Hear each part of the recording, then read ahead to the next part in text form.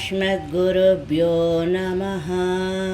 श्रीगुरुभ्यो नमः।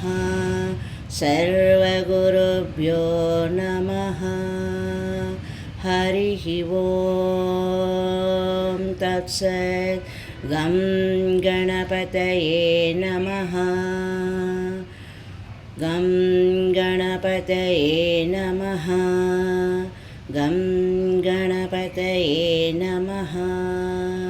ॐ नमः शिवाय। ॐ नमः शिवाय। ॐ नमः शिवाय। हर हर पार्वतीपतये शम्भो शङ्कर।